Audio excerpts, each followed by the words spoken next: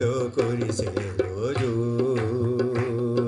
నీరు చేదు మారే రోజు, వడగండ్లు కురిసే రోజు, నీరు చేదు మారే రోజు, నక్షత్రములు రాలే రోజు, నక్షత్రములు రాలే రోజు, భూకంపం కలిగే రోజు, ఆ రోజు శ్రమ నుండి తప్పించే నాదుడు లేడు. అదే అదే ఆ రోజు, వ్యభిచారులు ఏడ్చే రోజు,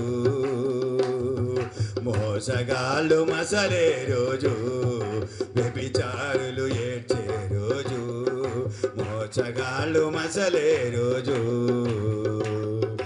అబద్ధికులు అరచే రోజు, దొంగలంతా దొర్లే రోజు, ఆ రోజు శ్రమ నుండి తప్పించే నాదుడు లేడు.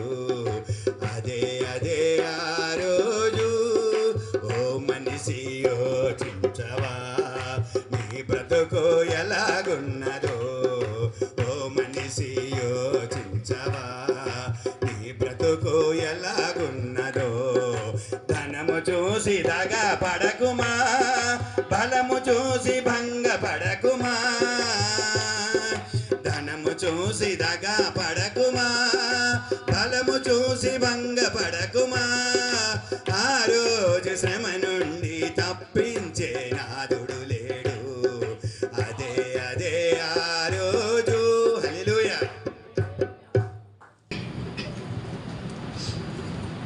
దేవునికి స్తోత్రం. నాకు దైవదాసుల్ని రక్షణలోకి నడిపించారని చెప్పారు కదా పాస్టర్ గారు, ఐజాక్ పాస్టర్ గారు. నాకు 2010, 2011 నుంచి పక్కనే ఉండేవారు అండి. కొత్త నక్కవానపాలెం చర్చ్, గోడ్షెప్ లోదరన్ చర్చ్ పక్కన ఉండేవారు కదా, పక్కనే ఉండేవారు. 2017లో ఈశ్వర్ డానియల్ గారు ఒక విషయంలో నన్ను విజయవాడ బలవంతంగా ఆరోగ్య విషయంలో పంపించారు. ఈశ్వర్ డానియల్ గారు అక్కడికి ఇండియాలో టాప్ 10 డాక్టర్స్ ఒక ఆయన వస్తున్నారని చెప్తే ఆయనకి చెప్పాను నేను. ఒక విషయం, మంచి విషయం 10 సార్లు ఒక విషయం చెప్పారంటే ఏదో మంచి ఉంటుంది వెళ్ళండి అంటే వెళ్ళాను. 3 రోజులు హైలాపూర్ హోటల్లో అక్కడ జరిగింది. అయినా నేను బద్ధకంగా పట్టించుకోలేదు. మరి ఆ విషయాల్లో నేను ఇబ్బంది పడుతున్న సమయంలో 2022లో మళ్ళీ అదే నాకు అవసరం వచ్చింది. ఆరోగ్యపరంగా మేలు పొందుకున్నాను. మరొకసారి మీ అందరికీ అది పంచుకుంటాను. అయితే ఆ విషయంపై నేను అయ్యగారిని గత 8-10 నెలలు పెట్టి నేను చెప్తుండగా 40 రోజుల కిందట సడన్గా ఫోన్ చేస్తే ఈరోజు వచ్చేయగలిగితే వచ్చేయండి అన్నారు. అదే రోజు నా భార్యాభర్తలు ఇద్దరం వెళ్ళిపోవడం జరిగింది. 15 రోజులు ఉన్నాము. చాలా సంతోషం అనిపించింది. ఎన్నో సంవత్సరాలుగా ఎన్నో అనుకున్న అది రోజులుగా అనుకున్నది దేవుడు ఆస్తి ఇచ్చాడని.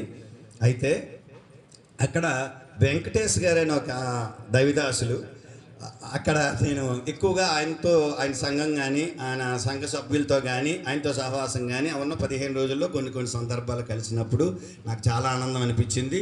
అయ్యగారికి ఏది అవసరం ఉందో అది అంటే కారు అన్నది చిన్న అవసరాలు తీరుస్తాం, పెద్దవి తీర్చడంలోనే అది దైవత్వంతో నిండుకున్న వారే చేయగలరు, అందరూ చేయలేరని అనిపిస్తుంది నాకు.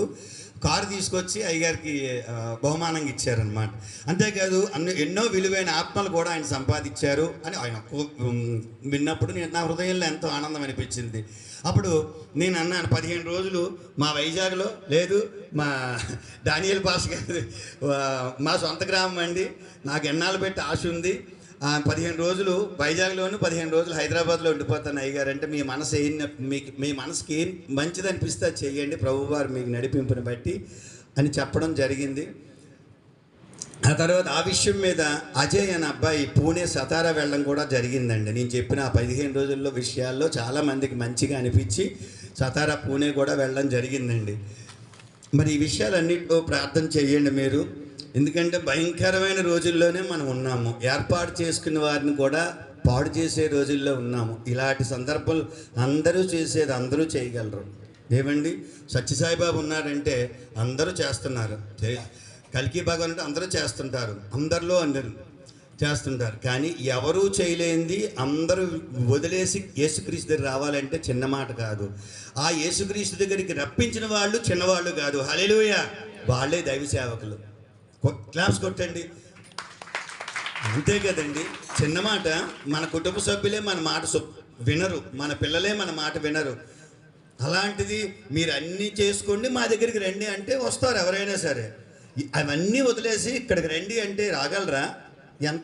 ఎంత నలిగిపోవాలి. ఇందాక దైవదాసులు చెప్పినప్పుడు ప్రసవ వేదన, అది ఆ ప్రసవ వేదన ఉంటే కానీ ఆత్మలు రావు, వచ్చినవి నిలబడలేవండి. మరి ఇంతగా ప్రయాసపడుతున్న ఈ అగాప పరిచర్య సేవకులందరూ, సంఘాలన్నీ కూడా, మనందరం కూడా ఇంకా భవిష్యత్తులో దేవుని కోసం నిలబడుతూ దేవుని ఆత్మలు సంపాదించే విధంగా ఈ సంఘం అనేకులకి, ఈ మండలానికి దీవెనకరంగా ఉండాలని ఆశపడుతూ ఈరోజు నేను ప్రార్థించి అడుగు పెట్టాను. మరి అవకాశం ఇచ్చారు. మీరందరూ కూడా మీ ప్రార్థనలో ఎత్తుపట్టుకోండి. దేవుని స్వరం కూడా వినాలి. మనం సమూయేలు వినేవాడండి. సమూయేలు వింటుంటే ఏలీ కన్ఫర్మ్ చేసుకుంటాడు. అంతే కదా. మనం ఆయనతో చెప్పిన మాటలు మనం కూడా ఆయన మనకి ఏం చెప్తున్నాడో కూడా వింటున్నాం అనుకోండి, ఎంతో ఆనందంగా ఉంటుందండి, ఎంతో సంతోషంగా ఉంటుంది. మన దేవుని గురించి చెప్పడం అన్నది ఎన్ని రోజులైనా అది అంతు చిక్కదనమాట. నేను ధనం కోసం ఆలోచించాను అనుకోండి, ఇవాళ గాజువాకంతా మాదే చెప్పాలంటే. కొంచెం ఆనందం అన్నయ్య అదే అంటుంటాడు, ఆనందం అదే అంటుంటాడు. ఈ ఊర్లో వాళ్ళు చాలా లక్కవరంలో షావుకారులు చాలామంది తెలుసు నేను ఎన్ని కోట్ల వ్యాపారాలు చేశాను అన్నది. నేను డబ్బుకు ప్రయారిటీ ఇవ్వను, వ్యక్తులకి, మనుషులు. ఎందుకంటే ఇప్పుడే మనం విన్నాం, దేవుని పోలికలో ఉన్న మనుషులు మనం. మన ప్రయారిటీ దేనికి ఇవ్వాలి? పైగా ఈ ఊరు పైడిశెట్టి గారి గురించి మీకు ఏం చెప్పక్కర్లేదు. పూర్వీకులు ఎవరైనా లక్కవారు చగా ఆయన చేతులు ఎత్తుతున్నారు, ఆయన చెప్పేస్తారు.